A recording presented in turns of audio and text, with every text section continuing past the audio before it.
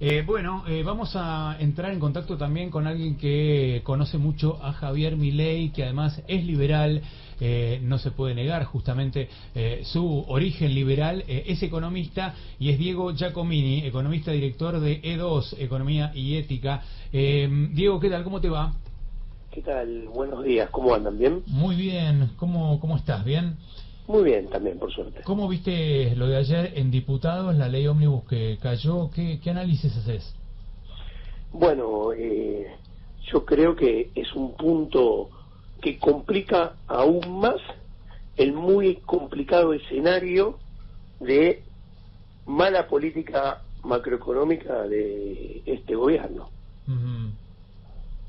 Entonces, realmente está contribuyendo a retroalimentar negativamente un escenario que está muy complicado y que se va a seguir complicando semana tras semana, en términos de números macroeconómicos, ¿no? Y eso impacta en la realidad de las empresas por un lado y por el otro de los individuos, obviamente.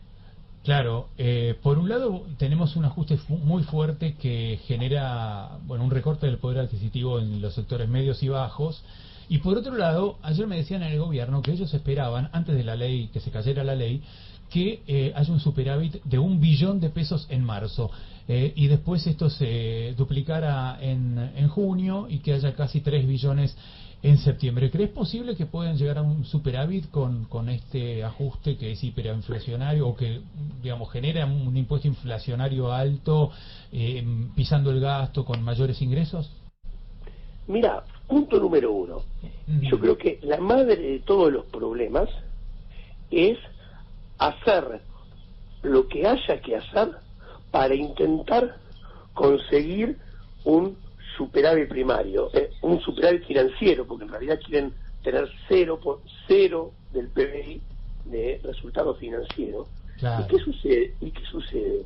Eso no puede ser permanente en Argentina, solamente se va a lograr en forma transitoria y esporádica. ¿Y por qué es un error? Porque vos no podés hacer caer la economía, invento números ilustrativos, al 10, 15, 14% del PBI, terminar teniendo inflaciones acumuladas de 150% en 5 meses, por decir otro número ilustrativo, para ver si intentás y podés llegar esforzadamente a tener equilibrio financiero, que encima no sirve, y acá está el mal diagnóstico, como ancla antiinflacionaria. O sea, el partido de la inflación, o sea, si vos vas a poder bajar en forma permanente, sistemática, la inflación, no depende de que tengas equilibrio fiscal. Para nada. Son dos cosas que no están conectadas entre sí.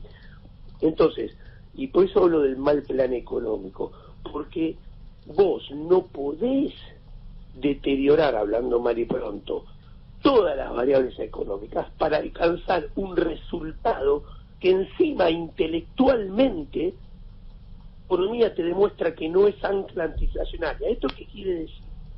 Que vos estás haciendo que se desplomen los niveles de ingresos de los individuos, que se desplome la producción en términos reales, que se desplome la tasa en términos reales, todo para supuestamente alcanzar un equilibrio fiscal que lo más probable es que no te sirva para que la inflación baje sostenida y permanentemente, y encima seguramente en el medio del camino tengas que devaluar, tengas que abrir el cepo, lo cual estaría muy bien abrir el cepo, con lo cual ese proceso desinflacionario muy probablemente se aborte y la inflación vuelva en algún momento más adelante del tiempo, que puede bajar, te digo números indicativos, 25.5 en enero, 20 en febrero, invento, 17 en marzo, 13 en abril. Cuando vos tengas que abrir el cepo, devaluar de vuelta, ¡pum!, salte el tipo de cambio de vuelta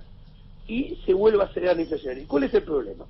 Que Javier Milei se ha metido en un callejón sin salida, porque muy probablemente suceda esto porque el crawling peg y la política monetaria son dinámicamente inconsistentes. ¿Qué quiere decir? Que acá está el problema, no van a alcanzar el objetivo, traen muchos costos y tengan que ser abandonadas si la inflación se vuelve a acelerar en ese, no sé, intento, el timing no se puede saber, abril, por ejemplo, cuando tengan que devaluar de vuelta o abrir el cepo. ¿Y cuál es el problema? Que se metió por duplicado en un callejón sin salida. Es como que está en un círculo vicioso, ¿no? Exacto, porque el presidente dijo, yo soy el único que sabe cómo y que puede bajar la inflación.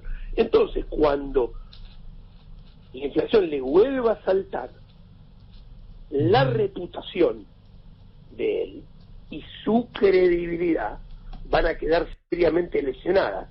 Más aún si eso sucede en un marco donde, yo te tiro unos números, en diciembre la inversión según el estudio de Orlando Ferreres cayó 16%, las ventas minoristas cayeron 28%, la industria pyme cayó 32%, según CAME, la industria global cayó 6% según Ferreres.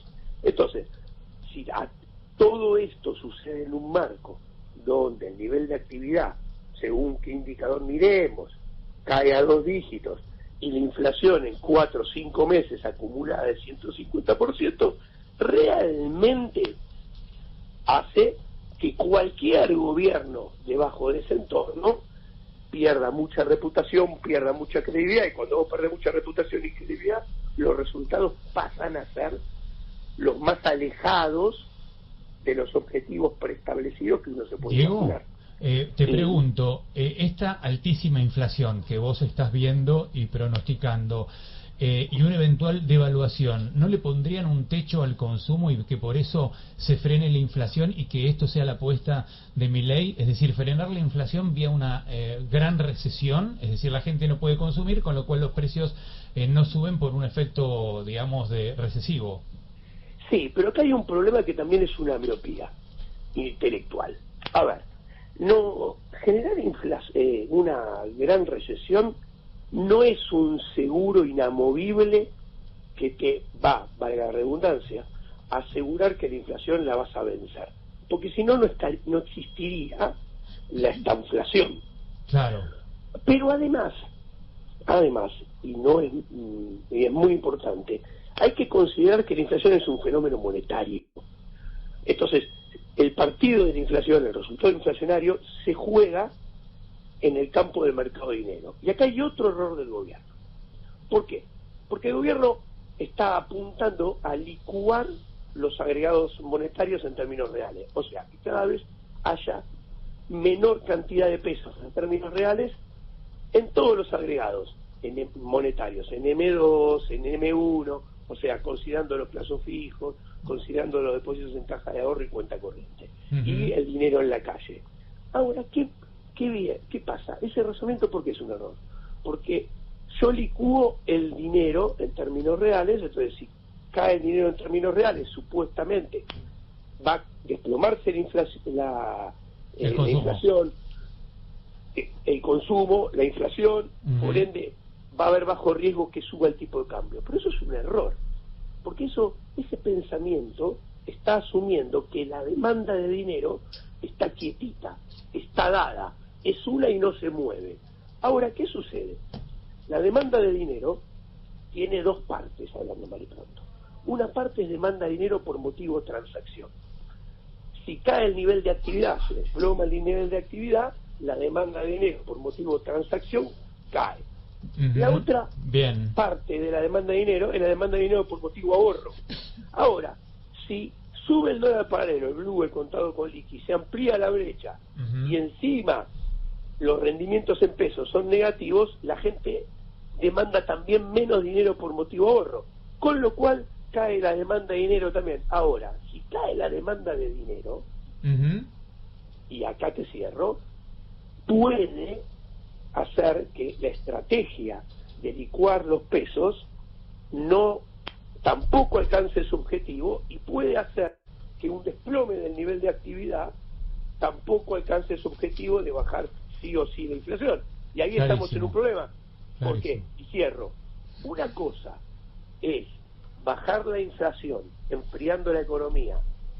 A ver, un ejemplo numérico, enfriando la economía un menos 2%, a tratar de bajar la inflación mensual del 6 al 4, y una cosa muy diferente es matar el nivel de actividad económica a 2 dígitos para tratar de bajar la inflación de 25 a 10. La inflación y los impuestos están erosionando tus ingresos, pero quiero darte una solución. Únete a mi exclusivo curso de economía y obtener las herramientas necesarias para proteger tus ingresos de las políticas estatales. Además, adquirí el paper académico que impresionó a Jesús Huerta de Soto y descubrí por qué el oro es el mejor dinero. Encontrá mi dirección de contacto en la descripción y toma el control de tu futuro económico y financiero. No permitas que otros controlen tu destino y roben el futuro de tu esfuerzo. ¿Estás listo para cuidar tus ingresos? Sin más interrupciones, sigamos con el video.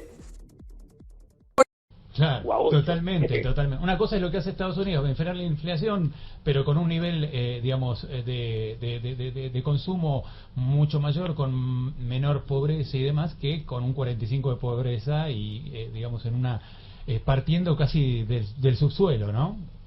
Exactamente, son dos escenarios muy diferentes. Dos escenarios muy qué? diferentes, sí. Porque los agentes económicos, las empresas, los individuos, en un escenario mucho más económico, mucho más complicado como el que tiene Argentina, Totalmente. van a creer menos en el plan económico. Y si creen menos, las probabilidades que termine fracasando van a ser mayores que en un entorno de una economía, como vos hiciste de ejemplo, Estados Unidos, donde se aplica ese razonamiento, pero partiendo de puntos iniciales totalmente diferentes. Claro, absolutamente. Es un gran tema ese. Diego, te mando un gran abrazo. Tenemos que cerrar, pero seguimos en contacto. Gracias por estos minutos. Un placer enorme, muchas gracias. Igualmente, Diego Giacomini, economista, director de Economía y Ética.